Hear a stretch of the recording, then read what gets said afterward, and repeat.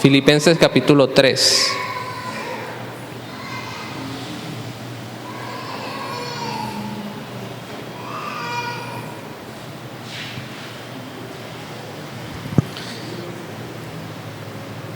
¿Ya todos lo tienen? Bien. Vamos a esperar otro ratito.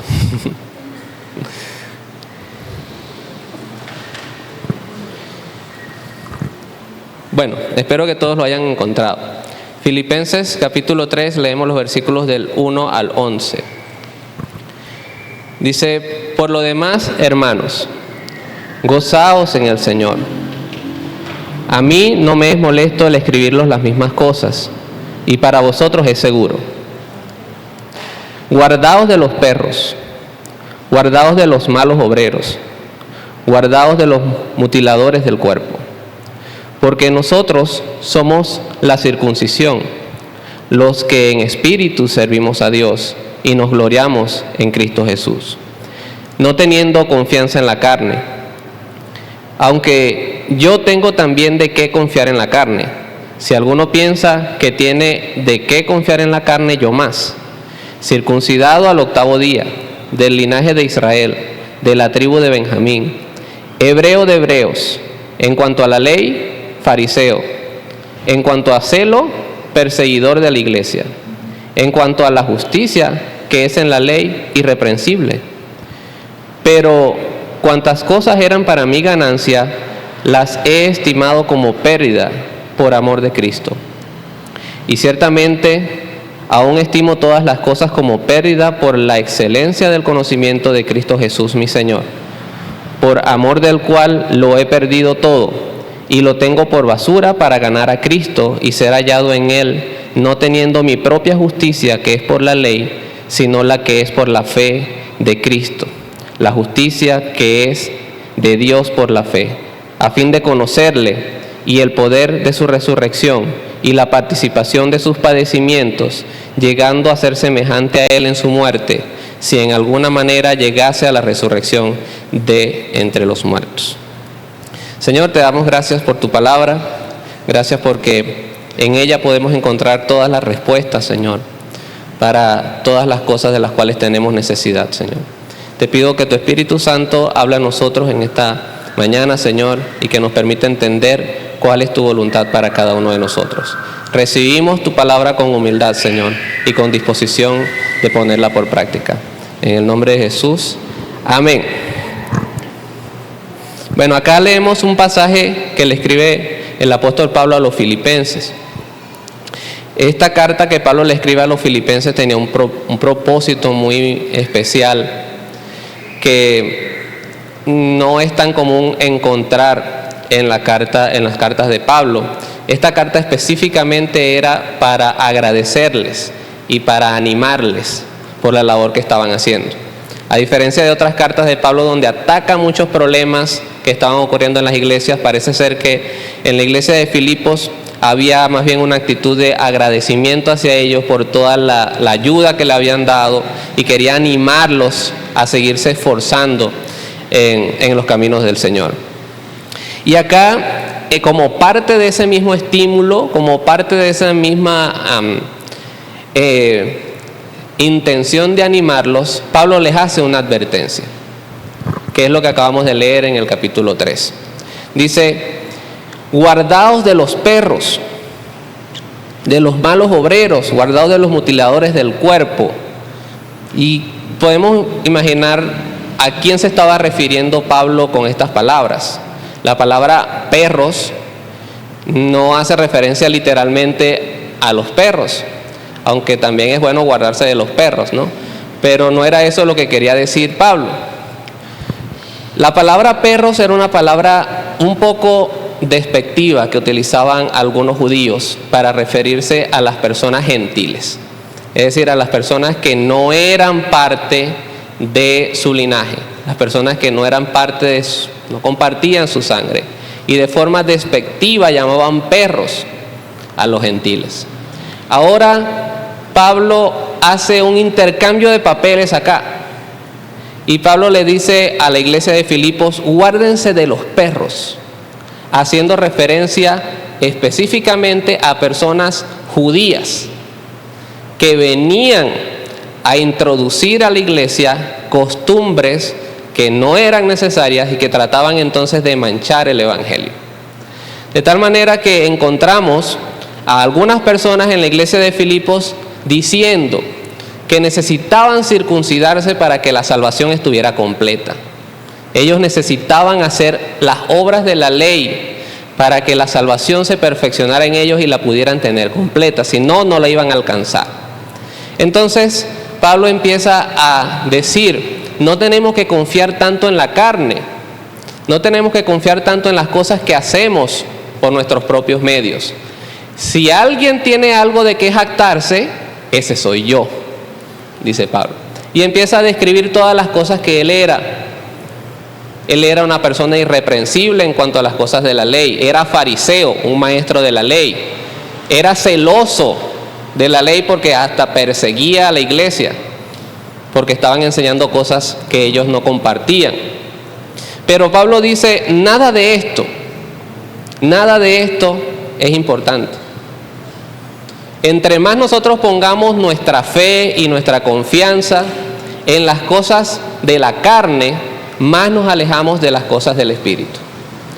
Y Pablo dice, yo doy todo esto por basura. Todo esto que yo he aprendido y que he hecho durante años, lo desecho, porque prefiero enfocarme en el conocimiento de Jesús antes que en las buenas obras de la ley. Entonces, Pablo deseaba un conocimiento íntimo del Señor Jesucristo. Dice, conocerte a ti y el poder de su resurrección. Entonces, ¿cuál era el objetivo de este fervor de Pablo por conocerlo a él y el poder de su resurrección? Pablo conocía al Señor Jesús, lo conocía por su fe, de hecho le enseñaba a otros acerca del Señor Jesús. Y aún así dice, quiero conocerte. Entonces, vemos en Pablo una actitud no solamente de un conocimiento teórico, sino de un conocimiento práctico. Un conocimiento que él pudiera adquirir andando en los mismos pasos que él anduvo. Entonces, Pablo ya conocía al Señor Jesús. El conocimiento íntimo del Señor Jesús en una relación con Él hasta el punto de que sintiera su poder en todo momento y que conociera el efecto de todo lo que había obrado en su vida, muerte y resurrección. Pablo dice, todo lo he perdido.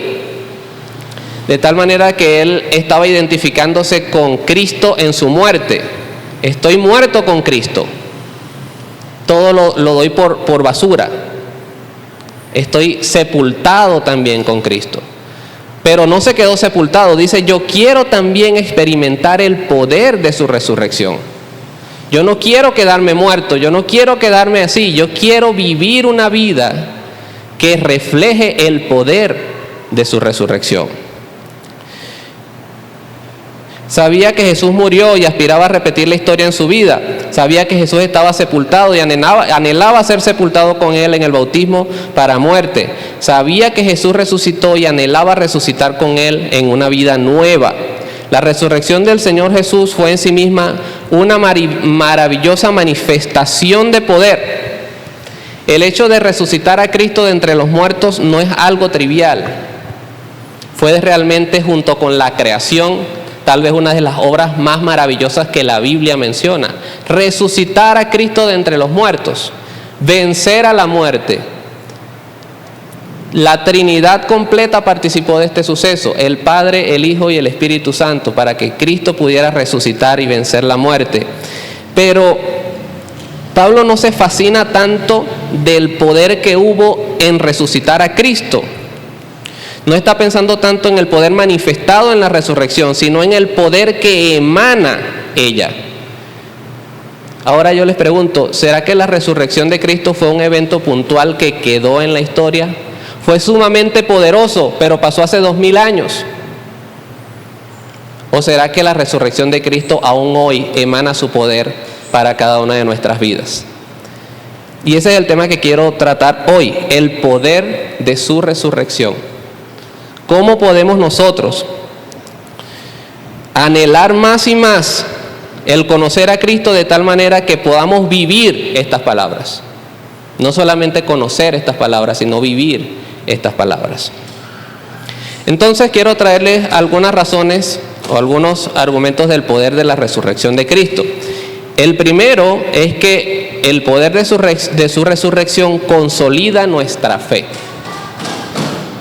Para esto quiero que leamos un pasaje que se encuentra en 1 Corintios, capítulo 15.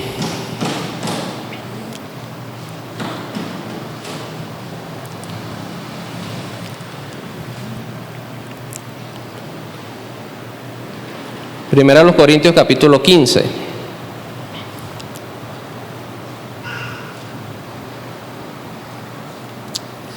Leamos desde el versículo 1.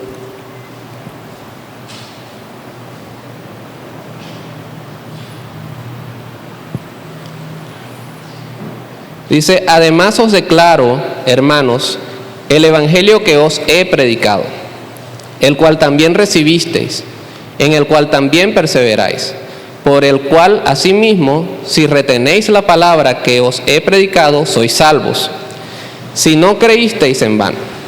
Porque primeramente os he enseñado lo que asimismo recibí, que Cristo murió por nuestros pecados, conforme a las Escrituras, y que fue sepultado y que resucitó al tercer día, conforme a las Escrituras, y que apareció a Cefas y después a los 12.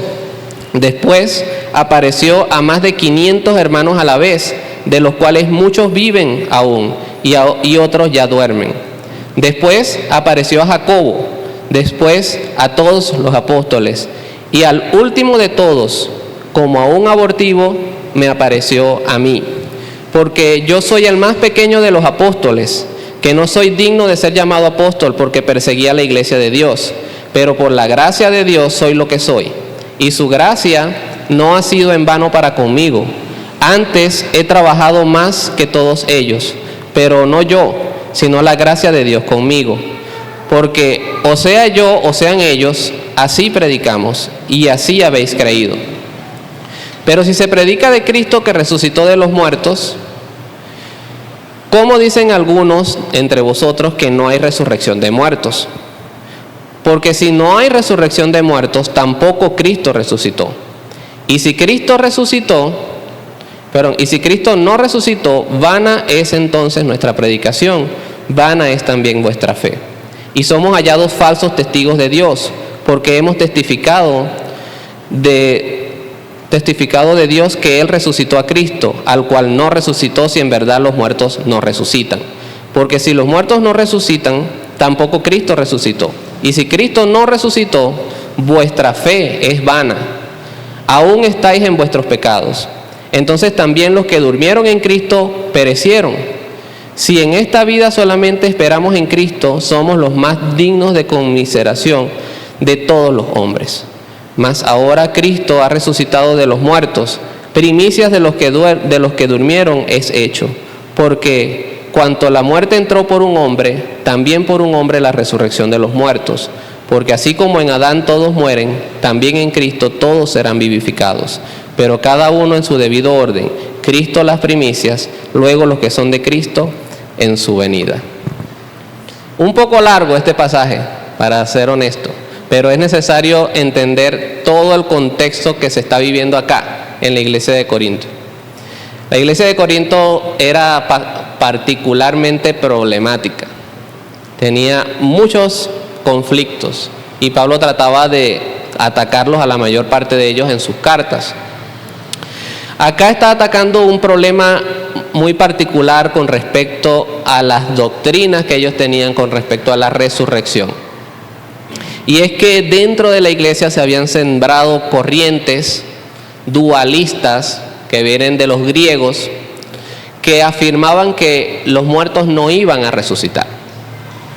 El problema no es que los griegos vinieran con esas ideas, porque ellos puedan tener muchas ideas. El problema es que la iglesia estaba adoptando esas ideas y hasta cierto punto estaban también afirmando eso. Y muchos miembros de la iglesia pensaban que realmente los muertos no iban a resucitar. Esta corriente dualista griega afirmaba que el alma de una persona es pura y es eterna, pero el alma de la persona estaba presa en el cuerpo que era malvado. Por lo tanto, tenemos un alma pura en un cuerpo malvado.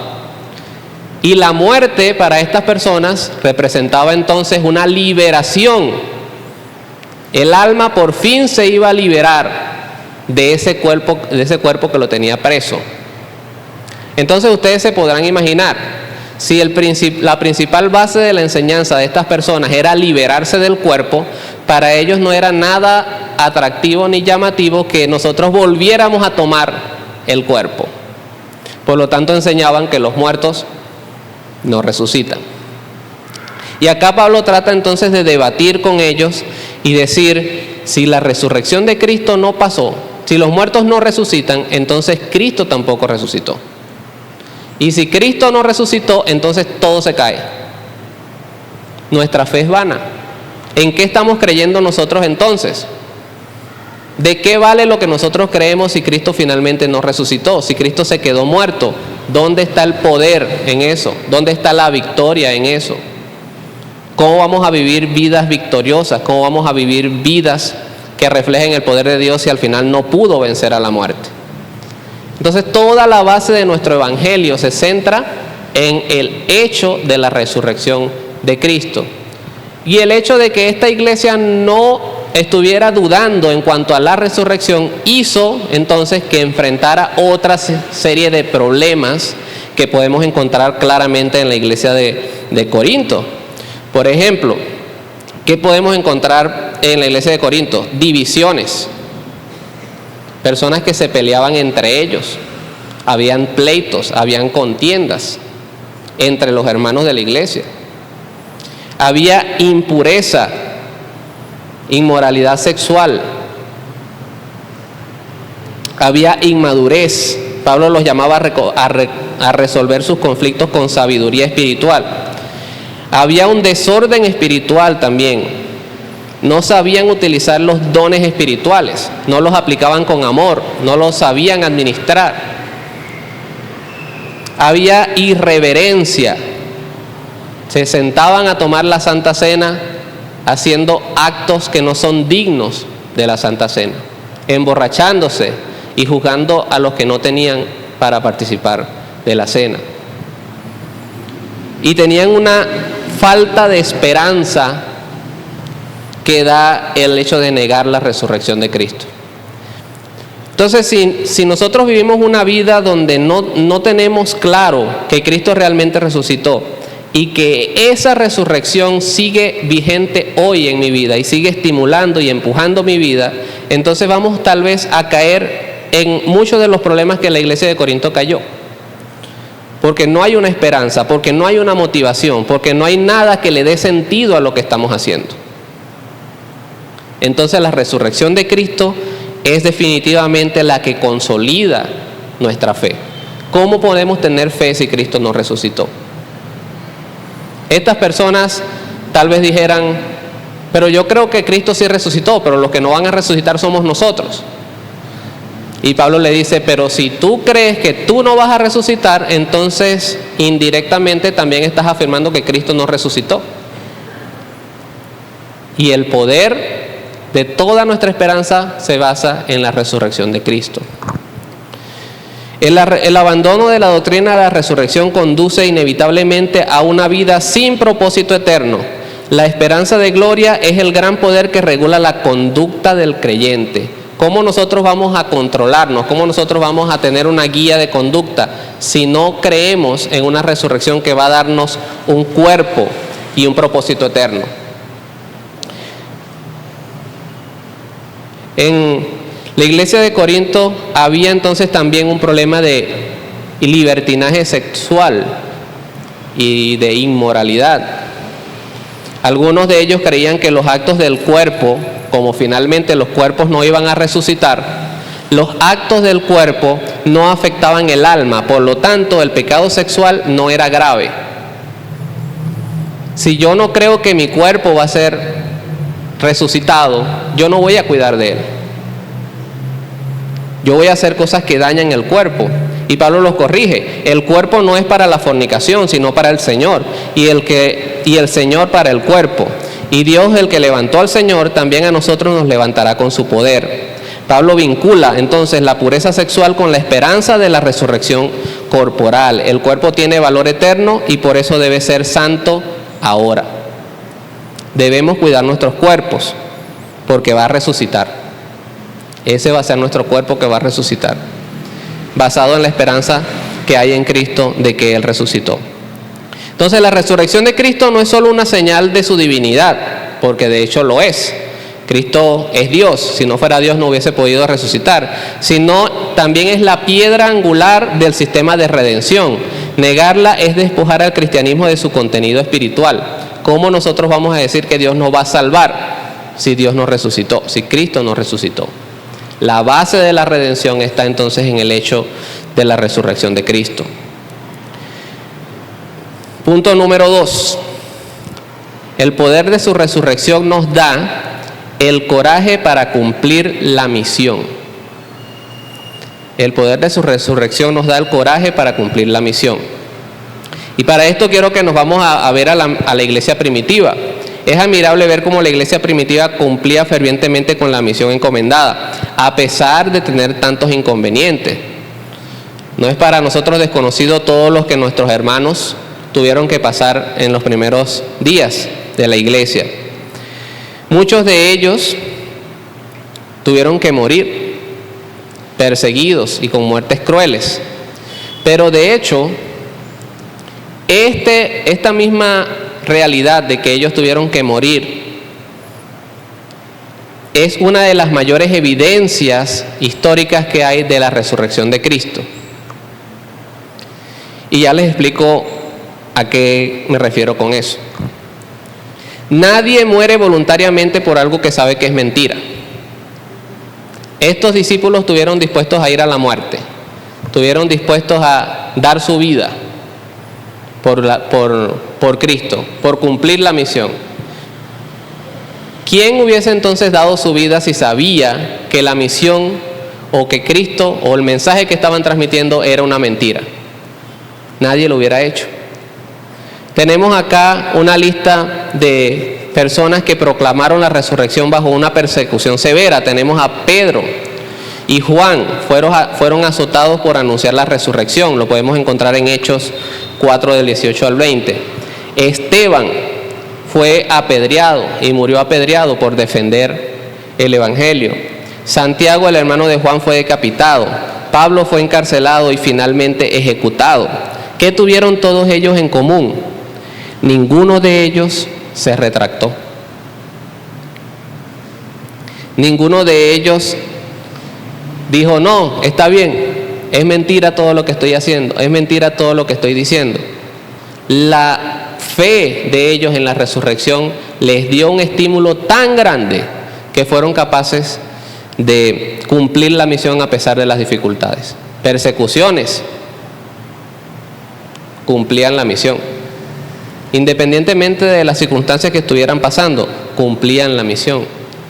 Entonces, ¿qué nos impide a nosotros cumplir la misión hoy? O mejor dicho, ¿qué nos anima a nosotros y qué nos motiva a nosotros para cumplir la misión? La transformación personal de los discípulos también explica el poder de la resurrección. Dice la Biblia que Pedro negó a Jesús. Todos los demás se fueron y se encerraron porque tenían miedo. Los apóstoles estaban encerrados después de que Cristo murió. Pero luego de que Jesús se encuentra con ellos, ellos empezaron a tener otra actitud y empezaron a hacer otra clase de cosas. Empezaron entonces a predicar, empezaron entonces a hablar sin miedo. ¿Cómo hubo esta transformación en los discípulos? ¿Cómo ellos pasaron de estar encerrados con miedo a estar hablando libremente a pesar de las persecuciones y de las circunstancias? solamente lo puede explicar el poder de la resurrección de Cristo. El hecho de verlo vivo, el hecho de verlo venciendo a la muerte, los animó a ellos a poder salir de su escondite y empezar a cumplir la misión. Entonces tenemos en la resurrección de Cristo un argumento poderoso para que nosotros podamos cumplir nuestra misión. ¿A qué nos está llamando Dios? O mejor dicho, ¿a qué le tememos? ¿Qué es lo peor que nos puede pasar cuando estamos cumpliendo la misión? ¿Que nos muramos? Pues resulta que la muerte no es el final, porque hay una resurrección. Y eso lo entendió la iglesia primitiva. Y eso lo entendieron ellos bien. Y eso les dio el coraje para cumplir la misión. Entonces el poder de la resurrección nos da ese coraje que nosotros necesitamos. El tercer punto, Dios, el poder de su resurrección nos da una esperanza eterna. ¿Qué esperanza entonces podemos tener si vamos a resucitar? De hecho, esto debería también ser parte de la motivación que nosotros tenemos. No solamente nosotros vamos a resucitar, también todas las personas que han muerto en Cristo tienen la promesa de la resurrección. E incluye nuestros familiares, incluye nuestras personas queridas. Todos aquellos que nosotros amamos que han muerto en Cristo van a resucitar, porque así lo afirma la palabra de Dios. Entonces eso debería darnos a nosotros una esperanza eterna. Debería darnos a nosotros una esperanza que sobrepase también las dificultades que podamos estar pasando. Dice en 1 Corintios 5:20, lo leímos ahorita más, ahora Cristo ha resucitado de los muertos y es primicias de los que durmieron, es hecho, dice en 1 Corintios 15:20. Entonces el hecho de la resurrección de Cristo garantiza nuestra vida eterna. La tumba vacía no solo nos habla del poder de Dios sobre la muerte, sino de la promesa de que el creyente jamás quedará en el sepulcro. La resurrección de Cristo es la prueba de que la eternidad está asegurada. Cristo es las primicias. ¿Qué significa las primicias? El primero. Si hay un primero, quiere decir que entonces se espera un segundo y un tercero, que somos nosotros. Entonces el hecho de su resurrección nos da a nosotros la esperanza de que nosotros también vamos a tener una vida eterna, basado en su resurrección. Él es la primicia y después nosotros. Pablo también le explica a los corintios los tiempos en los que van a ocurrir estos sucesos. Pero entonces debemos estar confiados que tenemos una vida eterna garantizada. La resurrección de Cristo entonces también nos consuela.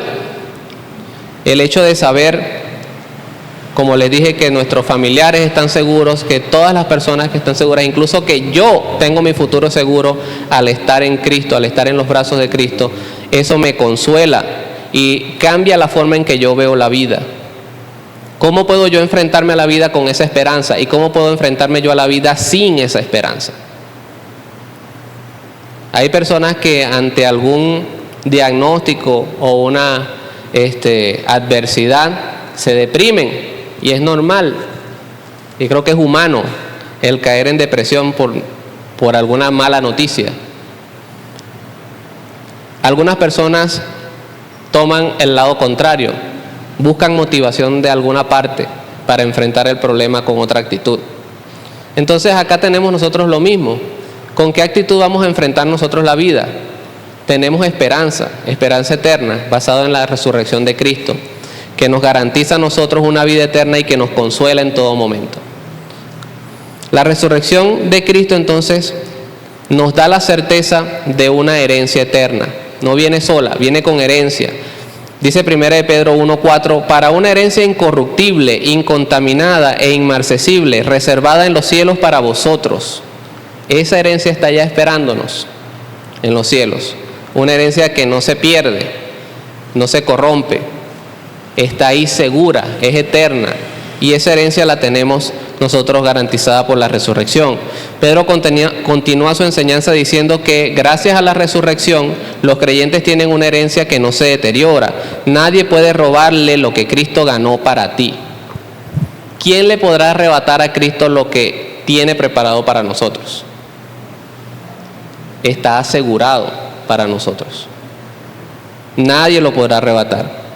Entonces esta herencia no es un lugar, no es solamente el cielo, sino es una nueva vida eterna con Dios, libre de pecado, de dolor y de muerte. Esta es una herencia maravillosa. ¿Cómo no podemos nosotros estar ilusionados con esa herencia? Entonces, para ir cerrando este tema de el poder de la resurrección de Cristo, todos decimos que creemos en la resurrección. Yo creo que si yo les digo a ustedes que levanten la mano, ¿quién cree en la resurrección? Tal vez todos se la levanten, porque todos decimos que creemos en la resurrección, pero ¿realmente vivimos como si Cristo realmente resucitó? ¿Nuestras vidas están reflejando que Cristo está vivo? ¿O nuestras vidas están siendo un reflejo como si Él estuviera todavía en la tumba? ¿Cómo vivo yo mi vida al saber que Cristo vive? ¿Qué decisiones tomo yo al saber que Cristo vive? ¿Cómo me comporto yo al saber que Él vive y reina, que intercede por mí? Si creemos que Cristo vive, entonces, ¿por qué seguimos viviendo con una mentalidad de derrota? Cristo venció la muerte. Lo que nadie pensó que fuera posible, Él lo logró, Él venció la muerte. Entonces, ¿por qué tenemos que tener una mentalidad de derrota? No, eso es muy difícil. No, eso no lo vamos a hacer. No, eso es muy pesado para mí. Yo no soy capaz. Y llenamos nuestra mente con una mentalidad de perdedor y no de resurrección. La resurrección ha cambiado tu manera de enfrentar el miedo, tu manera de servir, tu manera de amar. Si realmente creemos que Cristo vive, ¿por qué no lo anunciamos con pasión? ¿Por qué no somos apasionados al transmitir este mensaje? Si Él vive, ¿por qué vivimos como si no tuviéramos un mensaje que cambia el mundo? El mensaje del Evangelio es poderoso y nosotros lo tenemos. Entonces, ¿por qué no lo anunciamos como lo hacían nuestros hermanos de la iglesia primitiva, convencidos de que Dios le tenía su recompensa aún después de la muerte? Tal vez no necesitemos más información sobre la resurrección. Hemos hablado mucho sobre la resurrección. Tal vez todos sabemos demasiado acerca de la resurrección. Tal vez no necesitemos más información. Pero tal vez necesitamos volver a asombrarnos con ella. Que la resurrección de Cristo alumbre mi vida, me asombre de tal manera de que despierte en mí esa pasión que yo necesito para vivir una vida consagrada a Dios y para cumplir la misión.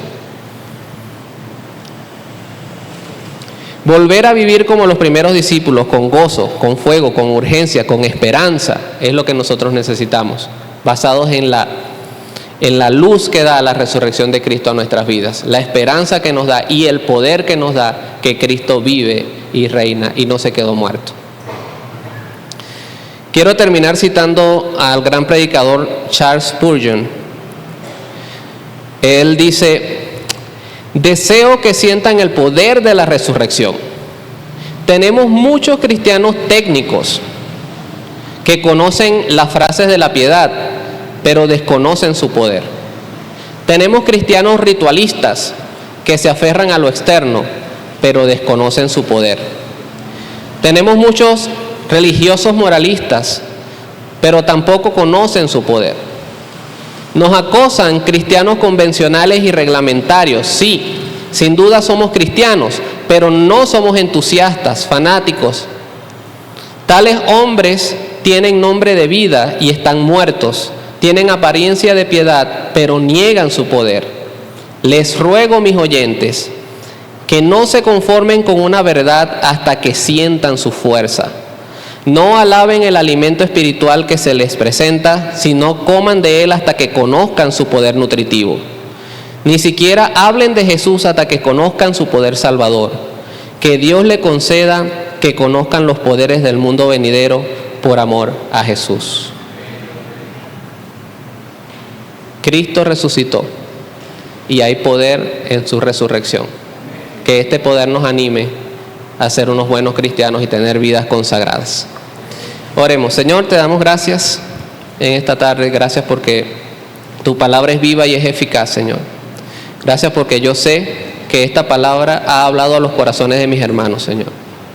Te pido, Señor, que tu Espíritu Santo sea obrando y que no vuelva vacía, Señor, sino que produzca en nosotros el querer como el hacer. Y que nosotros podamos ejecutar, Señor, todo el propósito que tú tienes para nuestras vidas. Dejamos en tus manos nuestros corazones, nos despojamos en ti, Señor, porque sabemos que tú tienes cuidado de nosotros, Señor. Tenemos una confianza eterna, tenemos una esperanza eterna, Señor, en las garantías que tu resurrección nos ha otorgado, Señor. La muerte no pudo contigo, la muerte está vencida, Señor, porque tú resucitaste y eso nos da esperanza, Señor. Te pido, Señor, que tú afirmes nuestra fe y que tú produzcas en nosotros, Señor, el interés para poder anunciar con pasión este mensaje transformador que es el del Evangelio, Señor.